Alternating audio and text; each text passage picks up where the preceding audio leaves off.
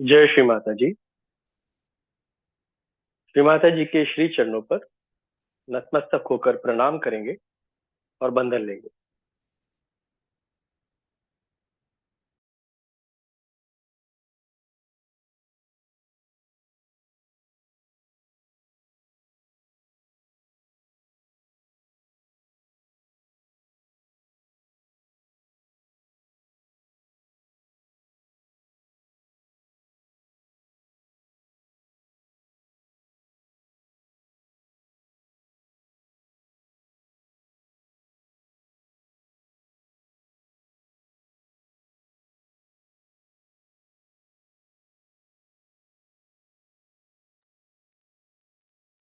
श्री महामंत्र एवं श्री गणेश मंत्र।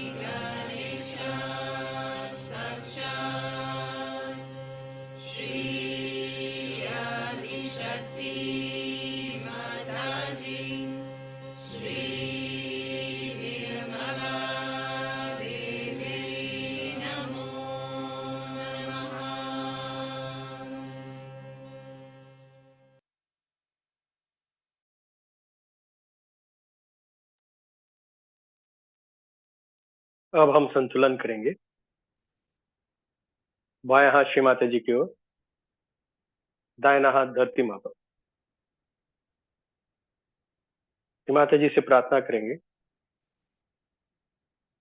श्री माता जी कृपा करके हमारे बाएं नाड़ी में जो भी अशुद्ध विचार है, जो भी बाधाएं हैं, उन्हें कृपा करके आप धरती तत्व में खींच लीजिए।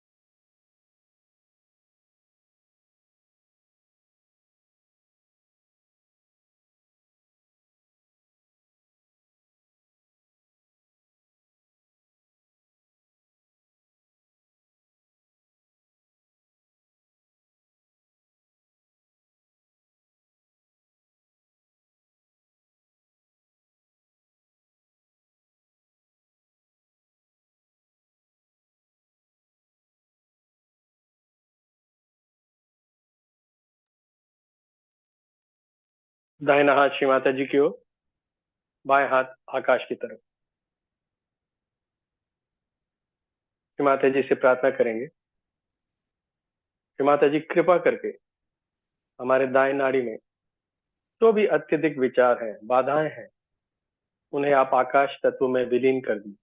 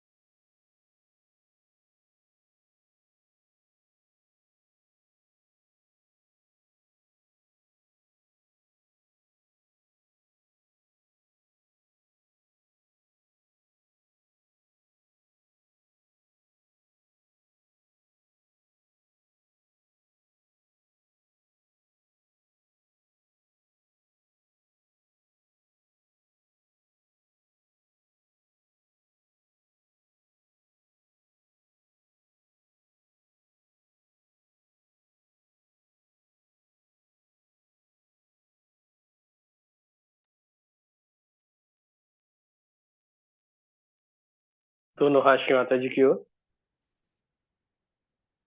चित्त को सहस्त्रार पर रखेंगे, पूर्ण हृदय से प्रार्थना करेंगे।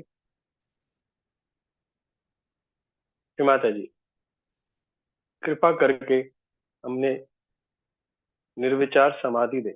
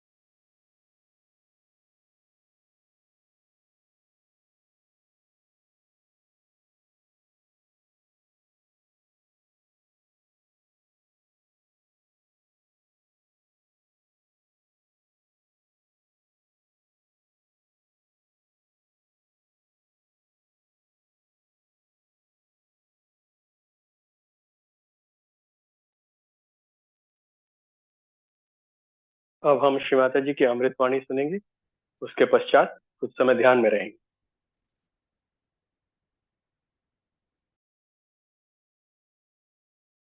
A question was asked me, what puja we are going to have today? And I kept it a secret.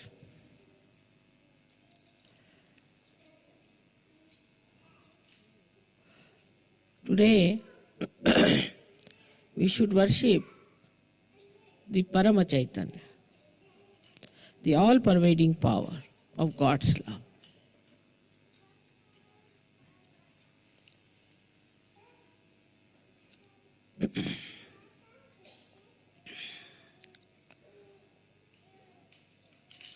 We are aware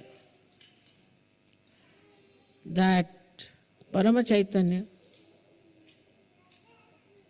does everything. At least mentally we know that everything is worked out by the grace of Paramchaitanya, which is the power of the Adi Shakti. But still, it is not so much in our heart.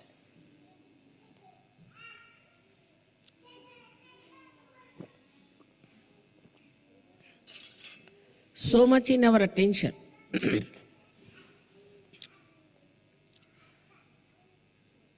We can consider Paramchaitanya like an ocean, like an ocean which contains everything within itself. Everything, all the working, everything is within its own limits. So it cannot be compared with anything. You cannot compare it. Now if you see the sun, then from the sun, the rays have to come out to work it. If you see somebody say, a person who has an authority, he has to assert that power outside. So within himself, he doesn't work it out.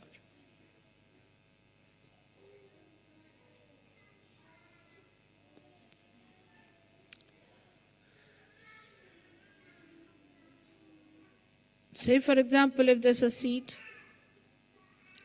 and inside the seed only the tree grows and the fruits come out, and then they are sold and people eat it, and everything is inside that seed,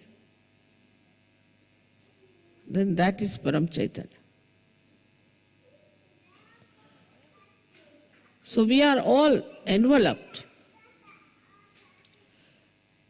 in it.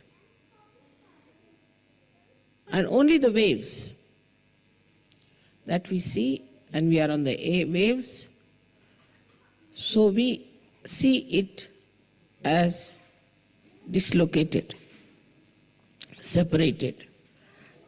Like we feel, this is Germany,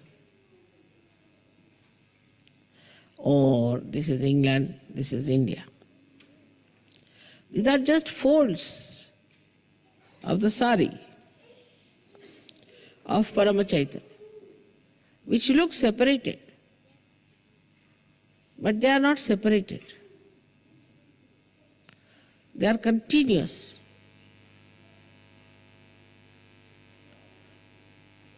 So the connection is absolutely complete. If I pull a thread from here, the thread will throughout be pulled. In the same manner, this Paramchaitanya is working within itself. And there is nothing without. So when you are Sahajogis,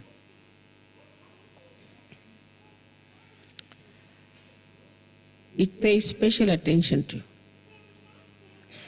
Or I should say, it becomes absolutely one with you.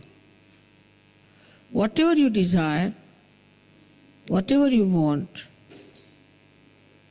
also will be coming from the same Paramchaitanya, if you are one with it. Like in a, say, turbulent ocean, some drops of water may fly into the air and start thinking that we are above. We are away from the world, away from the ocean.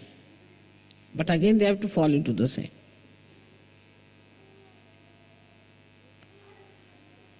So this formless energy, which has all the intelligence, all the coordination,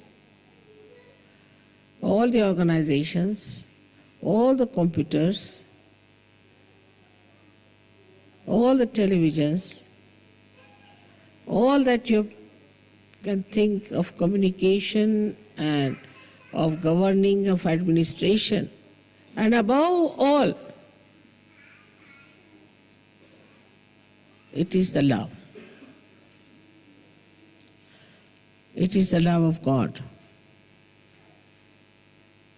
and love of your mother.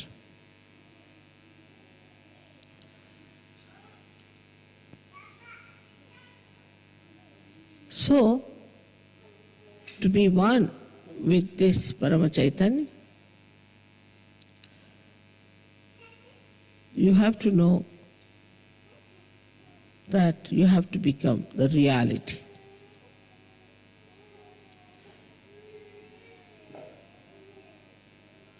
For example, if you take a photograph of mine sitting here,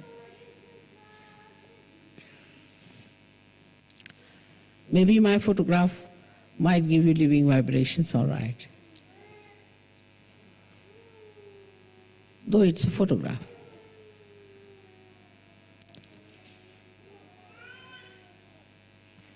But if you take a photograph of somebody else,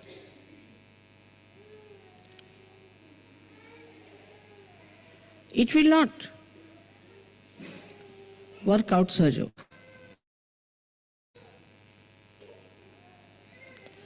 The reason is that somebody else has not become the reality. It's like any other painting if you see. Supposing we see a painting where it is raining. This rain does not nourish the flowers. It does not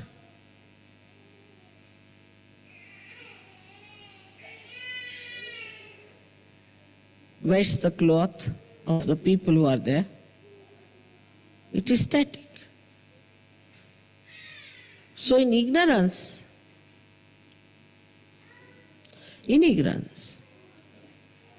we just have the picture which is static about reality.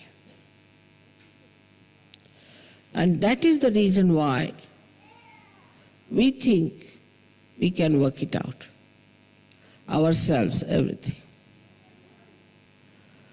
Now, if somebody says that I see this picture, all right, and I'll make the rain as a real thing, you cannot. Try anything. Put whatever color you like. It will appear with effort, but it will not have the capacity nor the nature of reality. So human beings always deal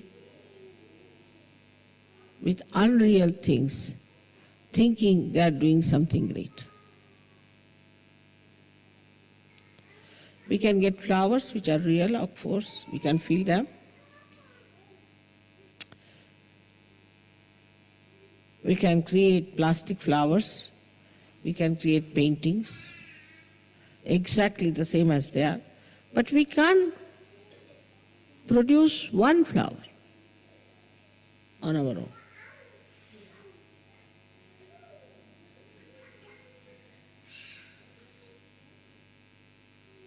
We'll have to go to reality. Is that the Mother Earth is going to produce it, or the sun is going to help the Mother Earth.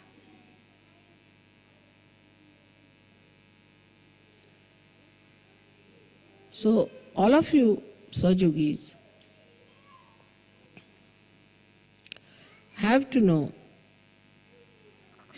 that in reality you do not do anything and everything is done by Paramchaitanya.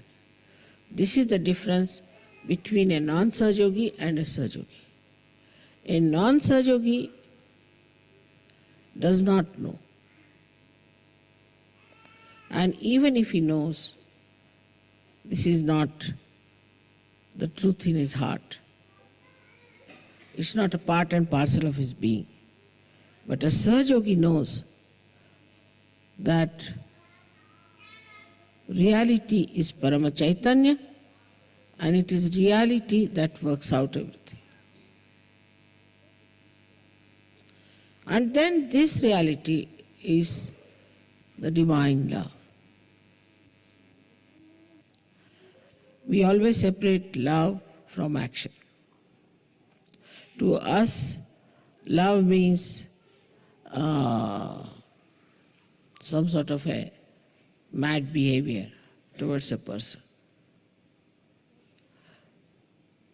It has no technical know-how, how to love. It works without any understanding. When we love somebody, we don't know. What do? We think we love you. Tomorrow we start saying, I hate you. So how can it be love?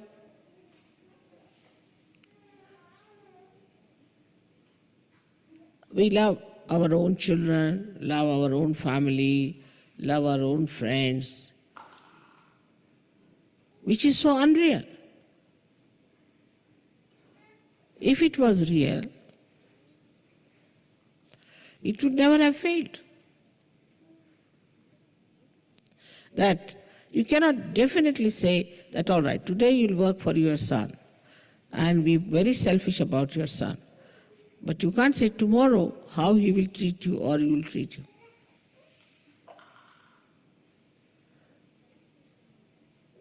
But Paramchaitanya knows. It knows how to express its love. Not only that, but it's an eternal feeling of love, which may change its hue, color,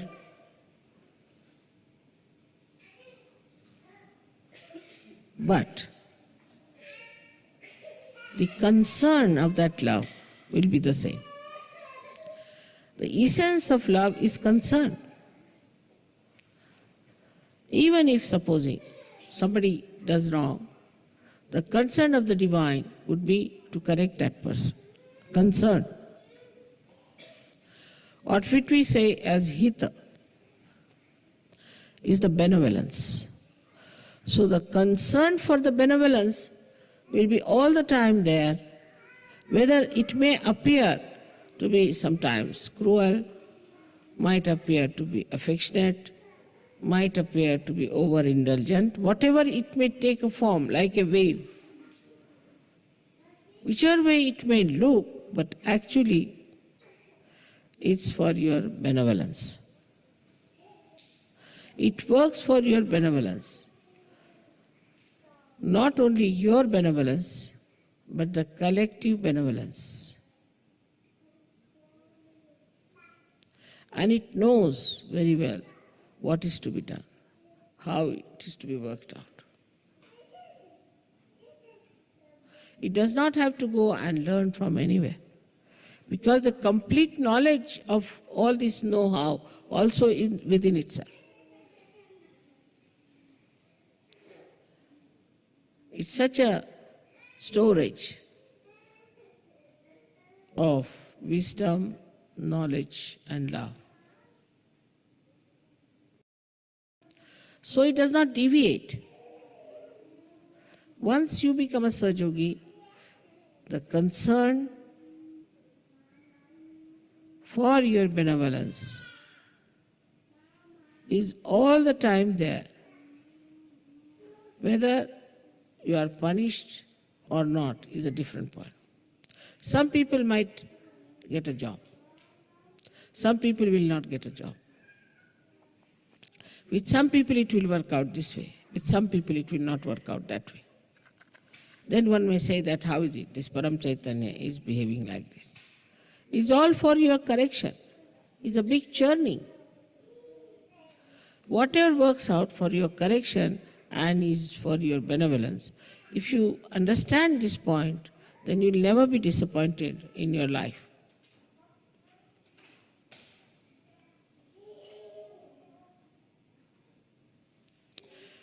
And it has no concern of its own benevolence, because it is complete benevolence itself. It never thinks how it is going to be benevolent or helpful, because it has no botheration about it. A man, say, who has everything, worldly things, still may be concerned about getting more, the greed there would be. But as it is the complete Purna, it has no greed. It's fully satisfied with itself. And because it is so powerful, so knowledgeable, that it has no doubts. No doubts of any kind. And because there's nobody which can harm it, it has no fear.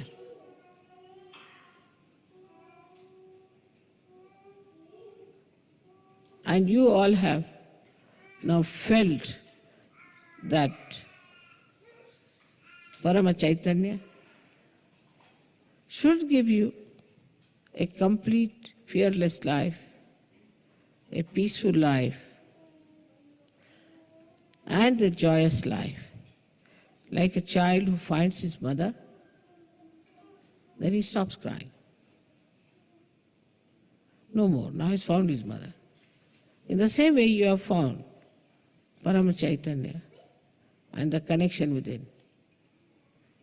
So you don't have to worry for anything, don't have to think about anything, don't have to plan about anything. Only thing is you have to jump into it. Just jump into it. And know that you have become part and parcel of the reality. This, if you have understood, I think we have done a big job. Now we are in Germany, and you know, in Germany, there have been people who have tried to shatter the hopes of human beings. But even that happening, that took place, all those horrible things happened, that so many people died. Of course, they are born again, no problem. And such problems came up that they were thinking that the whole world will be finished. They were so much worried, they thought that the whole world will be finished. But did not. But this war has taught us a lesson. It has made us more collective. It has made us understand each other. Otherwise, how do you come out of the ignorance that we are this country, we are that country, racialism, then this so-called nationalism, so-called patriotism, all these separating forces, divisive things. So clearly, we are all human beings. We should be treated as human beings.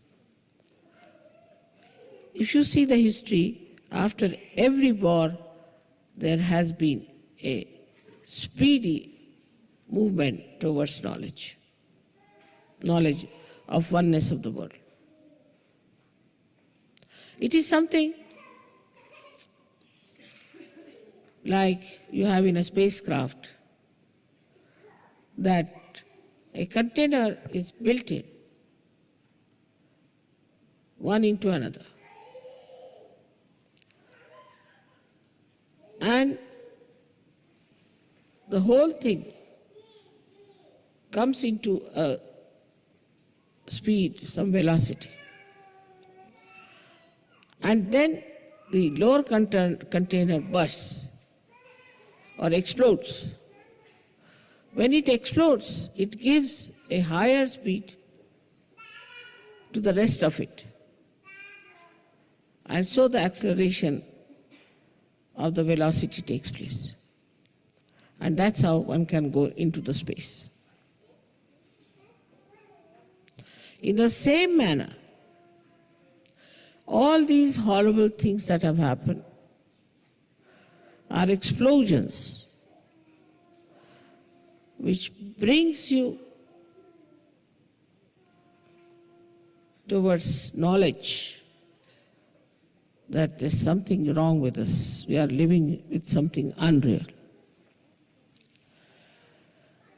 Now the problems, today's problems as they are,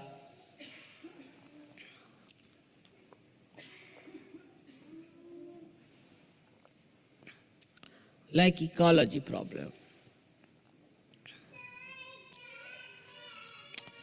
AIDS, drugs, all these modern problems and poverty.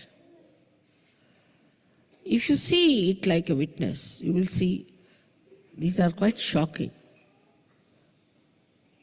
These are very shocking things. And all these shocking things should really shock our mind. Should really shock our mind. Why we have this problem? And these problems, some of the stupid leaders think that we can solve by making more money. We can protect ourselves from ecology if we have more money. And that we can pollute the atmosphere because we'll have more money. And then we can protect ourselves so that everybody will have to have a mask moving about all over the place. But we should make more money to protect ourselves. Doesn't matter if there is ecological problem, doesn't matter. So you move about like a person who is entering into the area which is all full of fumes. All these stupid ideas come up because they do not see that what is human dignity is. That human beings are above everything else, above machinery, above all material things of the world. They will not talk that will balance the machinery, no. But what they will talk, that will make a man a greater slave of the machinery because he must have money, he must have more money, and with this more money, we can protect ourselves against this ecological problem. It is absurd. But if you understand the human dignity, then you have to understand that as a human being, we have to take a very positive, wise step to stop all the nonsense we have been doing.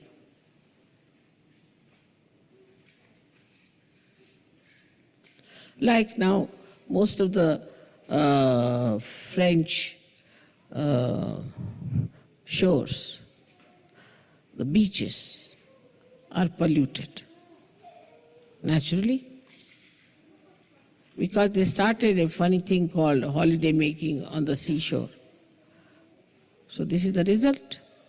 Now do what you please. You cannot do all that. It has stopped. So instead of, the human brain is such, instead of understanding that we have done something wrong, oh, they will say, we will start some new method of cleansing this. They will never condemn what has gone wrong with them, that they have become so addicted to this kind of a funny life that they have on the seashores. Now AIDS. You'll be amazed that in America, why? Even they said that there were, in Los Angeles itself, 700,000 people who glorified themselves as martyrs of AIDS because they are achieving such a great goal of leading a life which is nonsensical, as if like a big revolution. And thinking that they are very, very great revolutionaries, great people, that they are supporting these AIDS disease and glorifying it. Can you believe that this kind of assertion will be accepted? People only laugh at it. But everything is so money-oriented. They like to advertise it. They want to talk about money help. They want to say that this is happening because if they had more money, they would have taken more drugs. Because they have no money, that's why they are thieving. So we must give them money so that they can take drugs. Or they can take to this kind of life. On the whole, if you see, people have lived with something which is so unreal all their lives, absolutely unreal. And when it comes to facing it, that we've done a mistake, we should not have done this mistake, then they retreat and take another glorious image, artificial and unreal, saying that, oh, we are great, we are martyrs.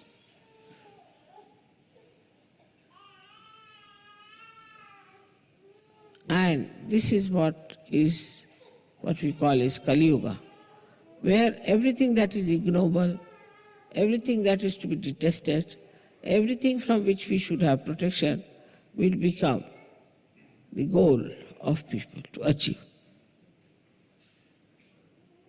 I hope you have understood that the all-pervading power around us is the one that is doing Sahaja Yoga, is the one that has brought you to Sahaja Yoga, and is the one who has given you blessings, is Paramchaitanya,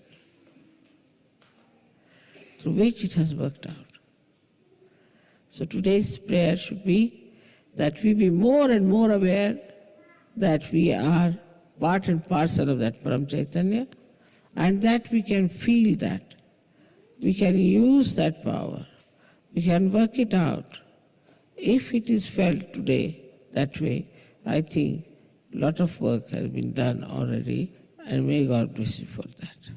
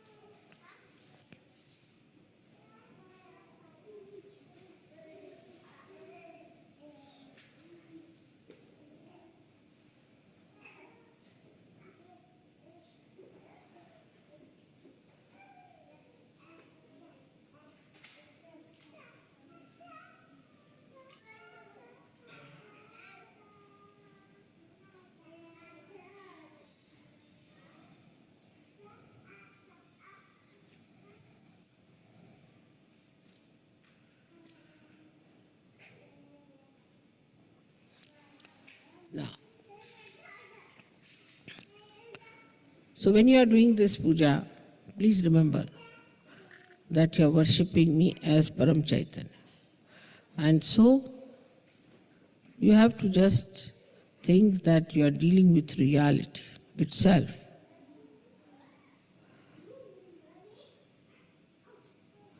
With that understanding, you have to do this puja.